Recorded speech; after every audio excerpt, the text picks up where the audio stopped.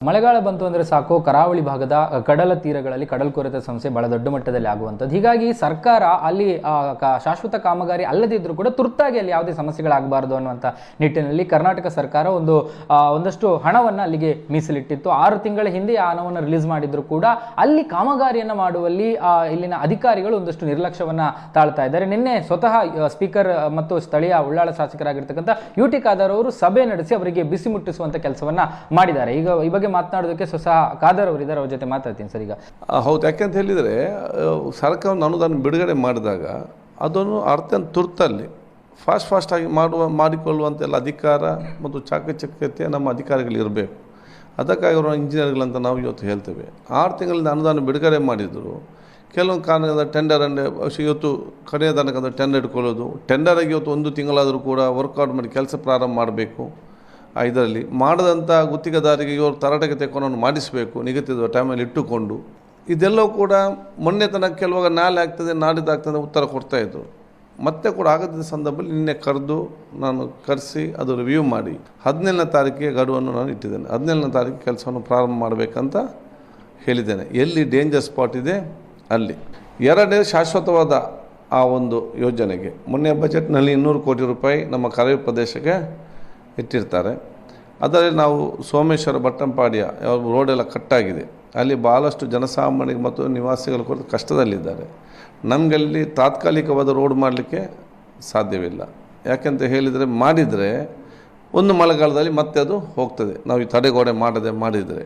ಇನ್ನು ಪಕ್ಕದ ಅವರ ನೆರೆಕೆರೆಯವರ ಮನೆಯಿಂದ ಹೋಗಲಿಕ್ಕೆ ಆ ಕಡೆಗೆ ಈ ನೆರೆಕೆರೆಯವರು ಕೂಡ ಬಿಡುವುದಿಲ್ಲ. ಸೊ ಆ ಕಡೆ ಇದ್ದವರಿಗೆ ಹೋಗಿ ಬರಲಿಕ್ಕೆ ಭಾಳ ಕಷ್ಟಕರ ಆಗ್ತದೆ.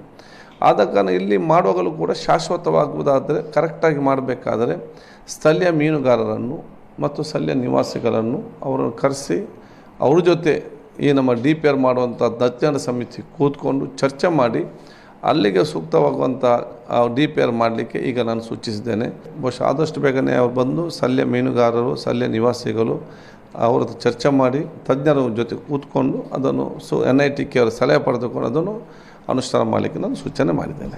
ನಿಮ್ಮ ಕ್ಷೇತ್ರದಲ್ಲಿ ತುರ್ತು ಕಾಮಗಾರಿ ಆಗಬೇಕಾದ ಡೇಂಜರ್ ಸ್ಪಾಟ್ಗಳಂತ ಯಾವುದೆಲ್ಲ ಗೊತ್ತಿದೆ? ನಮ್ಮಲ್ಲಿ ಒಂದು ಸ್ಪಾಟ್ ಇವತ್ತು ಕೋಟೆಪುರದಲ್ಲಿದೆ, 2ನೇ ಸ್ಪಾಟ್ ಇವತ್ತು ಮೊಗೇರುಪಟ್ಟಣದಲ್ಲಿದೆ, 3ನೇ ಸ್ಪಾಟ್ ಈಗ ನಮ್ಮ ಕೈಕೋ ಇಲ್ಲ ನಮ್ಮ ಸಿ ಗ್ರೌಂಡ್ ಪಕ್ಕದಲ್ಲಿ ಇವತ್ತಿದೆ. 4ನೇ ಸ್ಪಾಟ್ ನಮ್ಮದು ಸೋಮೇಶ್ವರ ಉಚ್ಚಿಲದ ಆ ಒಂದು ಪೆರಿಬೈಲ್ ಭಾಗದಲ್ಲಿದೆ. ನೆಕ್ಸ್ಟ್ ಉಚ್ಚಿಲ ನಮ್ಮ ಬಟ್ಟಂಬಾಡಿ ಭಾಗದಲ್ಲಿದೆ. ಇದೆಲ್ಲವೂ ಕೂಡ ಹಿಂದೆ ಶಾಶ್ವತದ ಕೆಲಸ ಮಾಡಿದಂಥ ಪ್ರದೇಶ. ಪ್ರತಿ ವರ್ಷ ಕೂಡ ಅದನ್ನು ಟಾಪಪ್ ಮಾಡದಿದ್ದರೆ ಅದು ಮಾಡಿದ್ದು ಕೂಡ ಪರ್ಮಿಟ್ ಹೋಗ್ತದೆ.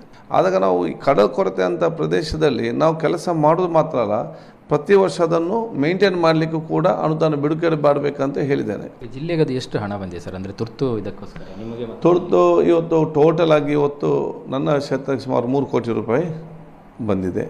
ಇದರಲ್ಲಿ ಹೆಚ್ಚುವರಿ ಅದು ಡ್ಯಾಮೇಜ್ ಇದ್ದ ಕಾರಣ ಜಿಲ್ಲೆಗೆ 5 ಬಂದಿದೆ. ಅದೇ ರೀತಿ ಉಡುಪಿಗೆ ಮತ್ತು ಅದೇ ರೀತಿ ಕಾರವಾರಕ್ಕೆ. ಇವತ್ತು ಇಲ್ಲಿ ಕೆಲಸ ಏನು ಕೂಡ ಪ್ರಾರಂಭ ಯಾವಾಗ ಕಂಪ್ಲೀಟ್ ಆಗಿ ಮುಗಿಬೇಕಿತ್ತು, ಜನ ಸಮಾಧಾನದಿಂದ ಇರಬೇಕಿತ್ತು ನಮ್ಮ ಕೆಲಸ ಆಗಿದೆ ಅಂತೇಳಿ. ಏನು ಸರ್ ಅವರ ಈ ರೀತಿ ನಿರ್ಲಕ್ಷ್ಯ ಮಾಡಲಿಕ್ಕೆ ಅಧಿಕಾರಿಗಳಿಗೆ? ನೋಡಿ, ಕಾರಣ ಕೊಡಲಿಕ್ಕೆ ತುಂಬ ಕೊಡ್ತಾರೆ. ನಾನು ಹೇಳಿದೆ, ನನಗೆ ಕಾರಣ ನೀವು ಕೊಡಬೇಡಿ, ನಾನು ಕಾರಣ ಕೇಳಲಿಕ್ಕೆ ನಾವಿಲ್ಲಿ ಇರಲಿಲ್ಲ ಅಥವಾ ನಾವು ಕಾರಣ ಕೇಳಲಿಕ್ಕೆ ನಿಮ್ಮನ್ನು ಇಲ್ಲಿ ಆಯ್ಕೆ ಕೂಡ ಮಾಡಲಿಲ್ಲ. ನಮಗೆ ಕೆಲಸ ಆಗಬೇಕು. ಈಗಾಗಲೇ ಮಳೆಗಾಲ ಆರಂಭ ಆಗ್ತಾ ಇದೆ. ಹಾಗಾಗಿ ಖಾದರ್ ಅವರು ಈಗಾಗಲೇ ಒಂದು ಸೂಚನೆಯನ್ನು ಕೊಟ್ಟಿದ್ದಾರೆ. 17 ತಾರೀಕಿಗೆ ಒಂದು ಡೆಡ್ಲೈನ್ ಅನ್ನು ಕೂಡ ಅಧಿಕಾರಿಗಳಿಗೆ ಕೊಟ್ಟಿದ್ದಾರೆ. ಈ ಮೂಲಕ ಮಳೆಗಾಲಕ್ಕೂ ಮುನ್ನ ಒಂದು ತುರ್ತು ಕಾಮಗಾರಿಯನ್ನ ಮಾಡಲಿಕ್ಕೆ ಒಂದು ಸೂಚನೆಗಳನ್ನು ಕೊಟ್ಟಿರುವಂಥದ್ದು. ಕ್ಯಾಮ್ರಾ ಪರ್ಸನ್ ಅಶೋಕ್ ಜೊತೆ ಭರತ್ರಾಜ್, ಏಷ್ಯಾನೆಟ್ ಸುವರ್ಣ ನ್ಯೂಸ್, ಮಂಗಳೂರು.